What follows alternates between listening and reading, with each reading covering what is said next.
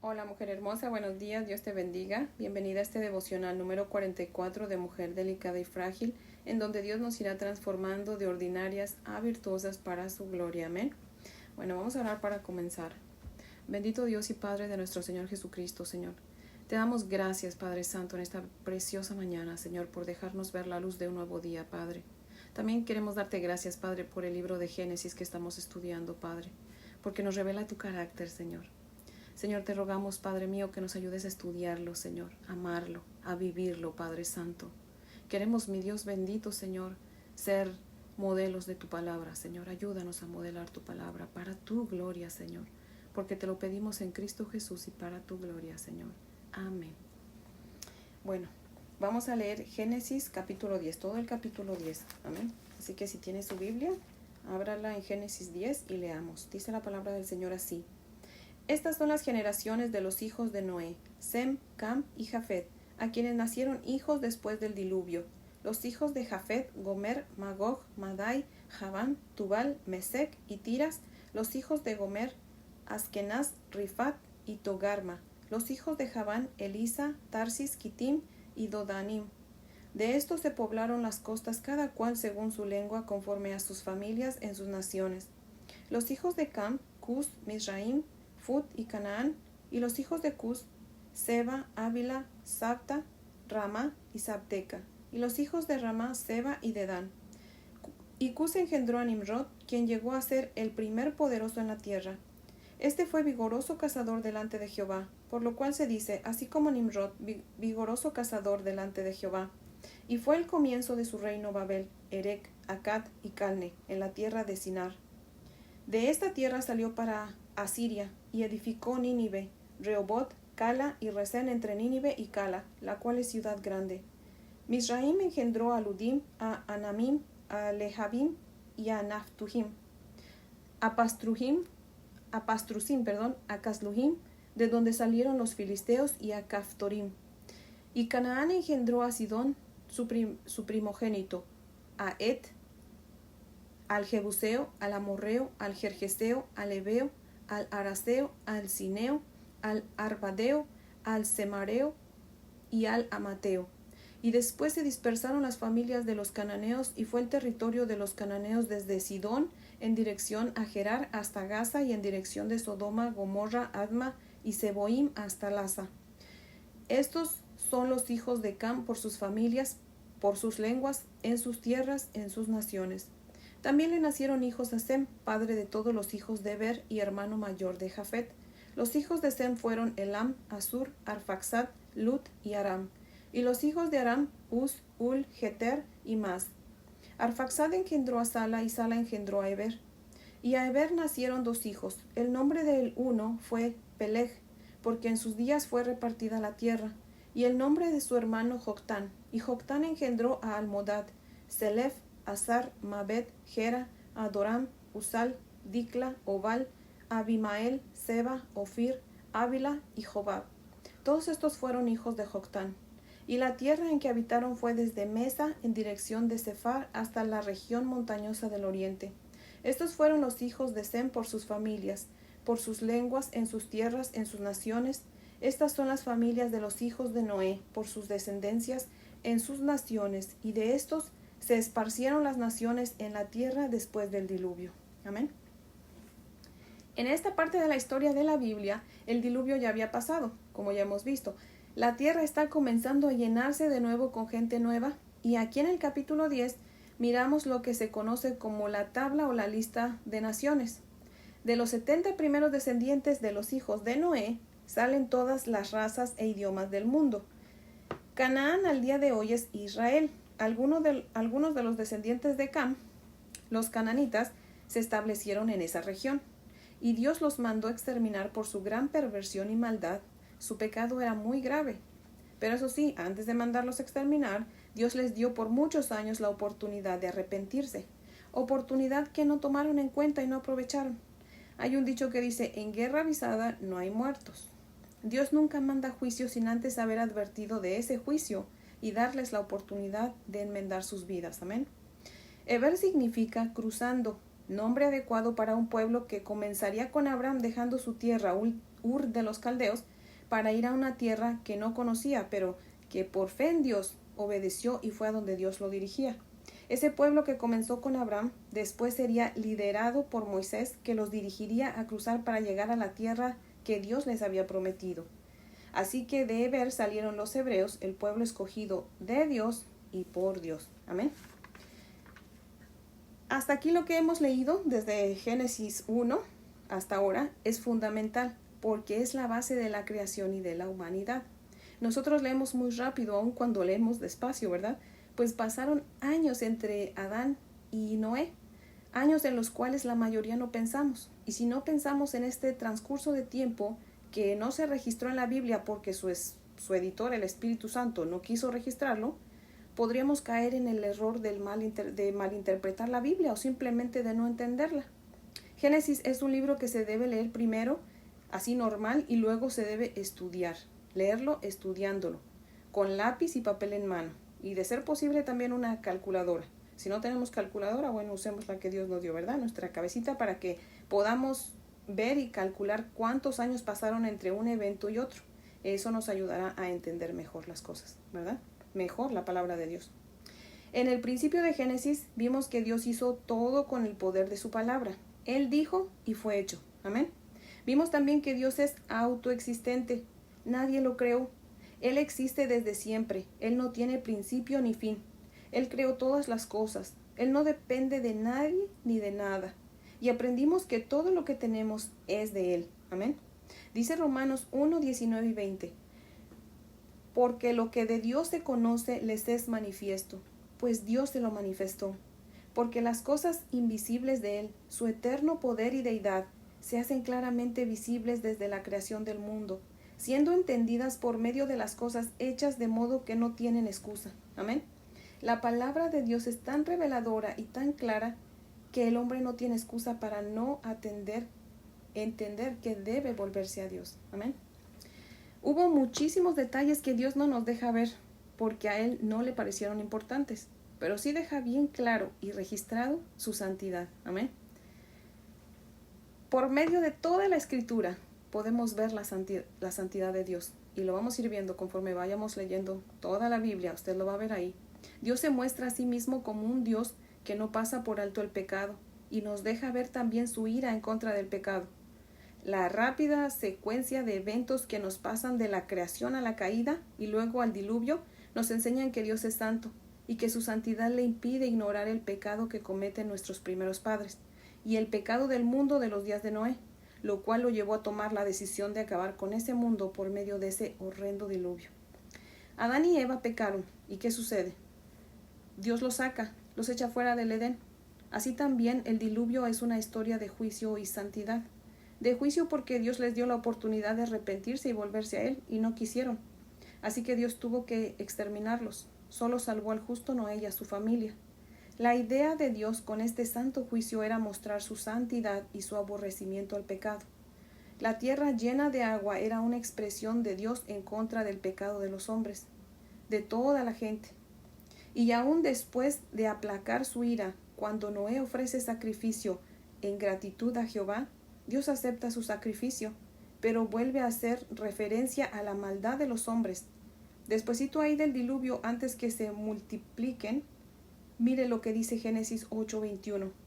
Y percibió Jehová olor grato, y dijo Jehová en su corazón, no volveré más a maldecir la tierra por causa del hombre, porque el intento del corazón del hombre es malo desde su juventud, ni volveré más a destruir todo ser viviente como he hecho. Tal vez usted diga, bueno, a ver, espérate. No, que la Biblia no se contradice, porque aquí estamos viendo que dice que ni volveré más a destruir todo ser viviente como he hecho. Desde un principio les he dicho que la Biblia no se contradice, la Biblia se complementa. Y Dios no miente. Dios está diciendo aquí que Él no va a volver a destruir todo ser viviente. Pero Él nos está dando tiempo desde el diluvio hasta ahorita y sabrá Dios hasta cuándo el Señor, su paciencia siga adelante, ¿verdad? Nos está dando tiempo para arrepentirnos. La Biblia dice sí en 2 de Pedro que la tierra va a ser quemada, como hemos visto en los estudios pasados. La tierra se va a quemar. Pero Dios no va a destruir a todo ser viviente, porque dice la Biblia que los que le hemos recibido como Señor y Salvador y le hemos consagrado nuestra vida, dice la Biblia que el Señor Jesucristo vendrá en las nubes y nos llevará con Él. Y los que se queden son los que van a ser quemados con todo y la tierra. ¿Sí ve? Así que Dios no está mintiendo. No va a volver a destruir a todo ser viviente. Solamente aquellos que no se arrepienten y que no le aceptan como su Señor y Salvador. Amén. Así que bueno, el diluvio no había resuelto el problema en el corazón del hombre. Dios había juzgado el pecado, pero el problema del corazón del hombre seguía vigente. Ahora, ¿de quién estaba hablando Dios aquí en Génesis 8:21? De Noé y su familia. Noé, el hombre que había hallado gracia delante de Dios, tenía maldad en su corazón. Dios no dijo eso de los que ya habían muerto. Lo estaba diciendo de Noé y de su familia. ¿Cómo comprobamos esto? ¿Qué fue lo que hizo Noé después de un tiempo de haber salido del arca? Se emborrachó y se desnudó. Su hijo, teniendo también maldad en su corazón, lo vio y se lo fue a contar a sus hermanos. Así que puede ser que usted se pregunte, entonces, ¿por qué Dios salvó a Noé? Porque Dios es bueno. Amén.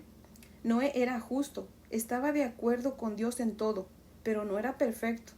Y Dios estaba entrando en un pacto de preservación de vida con él, porque su plan y su promesa que tenía no se había cumplido, ¿verdad? La promesa que Dios había dado no se había cumplido. Cuando Dios promete algo, lo cumple. Sea algo bueno o algo malo, Dios lo cumple. Amén. Dios había prometido la simiente de Eva, el cual aplastaría al enemigo, y eso todavía no se había cumplido. Así que por eso Dios preservó a Noé, el único que estaba de acuerdo con él. Hay personas que les cuesta trabajo creer todo esto y se van por el camino del evolucionismo. Creen que todo surgió de una explosión y que venimos del chango y piensan que no tienen que darle cuentas a nadie. Creen que están libres de la responsabilidad de darle cuentas a Dios y de lo único que tienen que preocuparse es de sobrevivir. Mire usted a su alrededor y verá usted a muchos preocupados solo por sobrevivir. Le tienen pánico a la muerte. Aún muchos que dicen creer en Dios y siempre están tratando de sobrevivir. ¿Pero sabe por qué? Porque dicen creer en Dios con su boca, pero su corazón está vacío de Dios. Dice Santiago 2:19, ¿tú crees que Dios es uno? Bien haces. También los demonios creen y tiemblan. Hay muchos que dicen creer en Dios, pero sus hechos los contradicen. No tienen temor de Dios en lo absoluto. Los demonios creen y tiemblan de miedo. Tienen temor a Dios. Debemos creer y temer a Dios. Amén. El hombre no soporta la idea de tener que dar cuentas por lo que piensa, por lo que dice o por lo que hace. Por eso se torna ingenioso para inventarse todo lo que se le ocurra para deshacerse de Dios. Pero Dios insiste cada día en que Él es el Dios creador. Amén. Las huellas de Dios son imborrables en toda su creación. El testimonio de la existencia de Dios está por todos lados. Y en los primeros capítulos de Génesis, Dios se deja ver, se revela como Dios creador, como Dios juez, Dios justo, Dios santo, Dios poderoso, Dios soberano y Dios misericordioso. Pero sobre todo los primeros capítulos de Génesis nos muestran a Dios como un Dios bueno y paciente. La creación es un testimonio de la bondad de Dios. Por eso debemos meditar en la creación de Dios cada día. Miremos a nuestro alrededor y miremos su creación y démosle gracias a Dios por su creación y por habernos creado. Rindámosle homenaje a ese Dios creador que ha puesto tantas cosas a nuestra disposición. Mire que cuando Dios promete la venida de Cristo en Génesis 3:15, como la simiente prometida, Dios lo hizo en medio de su juicio en contra de Adán y Eva. Y eso nos deja ver que Dios es un Dios de misericordia. Amén. Porque muestra su misericordia aún en medio del juicio. Ese es nuestro Dios. Amén. En Génesis 6:5 dice que Dios vio que era mucha la maldad de los hombres y que en sus corazones estaba el hacer siempre el mal. Eso es lo que él vio, pero sin en cambio, vea usted su reacción. En Génesis 6:6 dice, y le pesó al Señor haber hecho al hombre en la tierra, y sintió tristeza en su corazón. ¿No nos deja ver Dios algo de él ahí? Dios se duele, se entristece. Dios no es indolente. Dios no es un padre que castiga sin que le duela castigarnos. De la misma manera, nosotros cuando disciplinamos a nuestros hijos nos duele, ¿verdad que sí? Aun cuando sabemos que es por su bien. porque somos hechos a imagen de Dios. Al ver Dios tanta maldad es para que hubiera acabado con ellos en el momento, ¿no cree? Mas sin en cambio, mire lo que dice Génesis 6:3. Mi espíritu no contenderá para siempre con el hombre, por eso vivirá solamente 120 años. Dios es tan bueno que nos acorta la vida. Mire lo que dice Primera de Pedro 3:20. Abra su Biblia ahí en Primera de Pedro 3:20.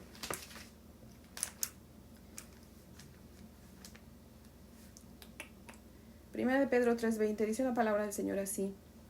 Los que en otro tiempo desobedecieron, cuando una vez esperaba la paciencia de Dios en los días de Noé, mientras se preparaba el arca, en la cual pocas personas, es decir, 8, fueron salvadas por agua. Amén. Dios es paciente. Vemos su compasión en medio del juicio. Les dio tiempo y palabra para que recapacitaran y se arrepintieran. Noé es llamado pregonero de justicia porque advirtió a sus contemporáneos del juicio que se acercaba, y se los mostró también con la construcción del arca, la cual se llevó alrededor de 120 años en ser construida, porque Dios advierte del juicio y da tiempo para que la gente se arrepienta. ¿Cuántas veces hoy en día no desprecian las oportunidades de Dios muchas personas? Dios les da el tiempo para arrepentirse, la oportunidad de arrepentirse, pero ellos no quieren a Dios. No le creen y no se arrepienten. Dice Génesis 8:1, que se acordó Dios de Noé y de todos los que estaban con él en el arca. En Génesis 9:15 y 16, Dios dijo que se acordaría de su pacto cuando puso el arco en el cielo. En medio de su ira, Dios se acuerda de sus promesas y de su misericordia. ¿Quiénes somos para que Dios se acuerde de nosotros? Vamos a leer el Salmo 8:4. Si tiene su Biblia ahí, ábrala por favor en el Salmos 8:4, que dice la palabra del Señor así. Vamos a leer hasta el verso 9. Digo, ¿qué es el hombre para que tengas de él memoria? ¿Y el hijo del hombre para que lo visites? Le has hecho poco menor que los ángeles, y lo coronaste de gloria y de honra. Le hiciste señorear sobre las obras de tus manos. Todo lo pusiste debajo de sus pies, ovejas y bueyes, todo ello, y asimismo las bestias del campo, las aves de los cielos, y los peces del mar, todo cuanto pasa por los senderos del mar. Oh Jehová, Señor nuestro, cuán grande es tu nombre en toda la tierra. Amén. Dios se acuerda de nosotros, los que de verdad le amamos y le obedecemos. Amén. Nosotros somos igual de tremendos que aquellos del Antiguo Testamento, pero ¿sabe usted qué? Dios es igual de misericordioso que en el Antiguo Testamento. Dios nos está dando tiempo y oportunidad para arrepentirnos. Dios mandó a su Hijo único, a nuestro Señor Jesucristo, que es nuestra arca de la salvación. Él es una nave de misericordia, y una vez adentro de esa arca podemos navegar seguros en medio de los diluvios del juicio de Dios. Amén. Ahora, nuestra única esperanza es la misericordia de Dios en Cristo Jesús. No hay espacio para nuestro orgullo, solo Dios puede salvarnos por medio de su Hijo Jesucristo.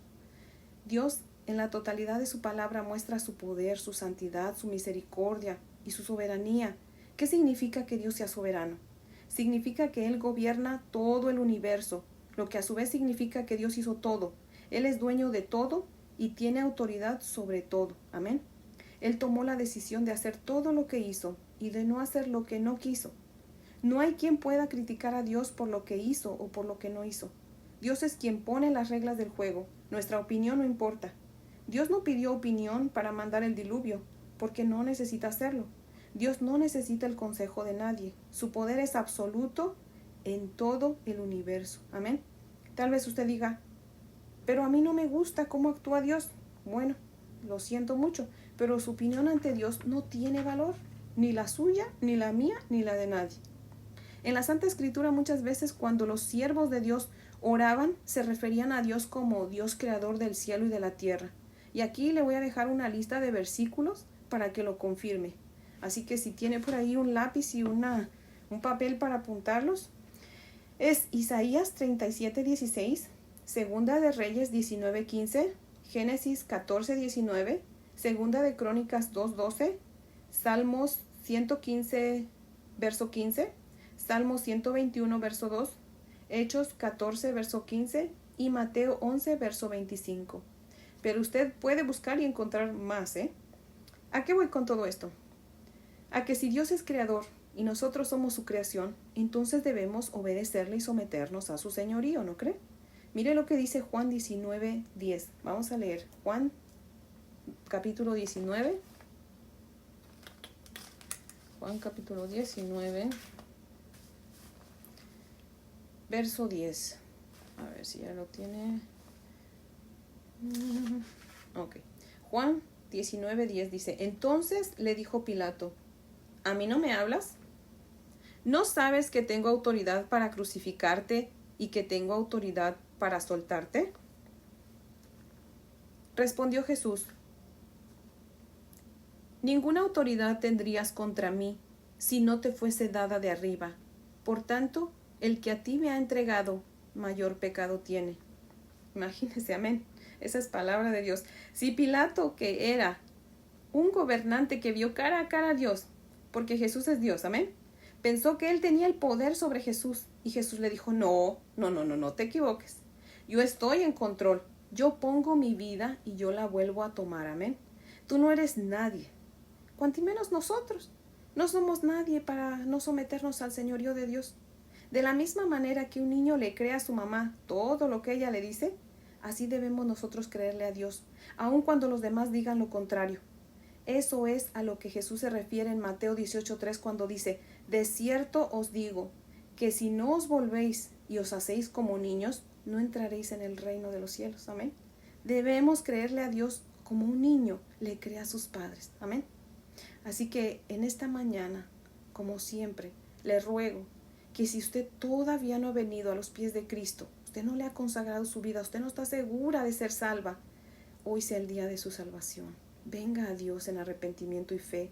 Venga a los pies de Cristo a pedirle que la salve y conságrele su vida. Comience desde hoy a vivir esa vida de santidad que tenía usted que haber empezado a vivir hace mucho tiempo. Nunca es tarde.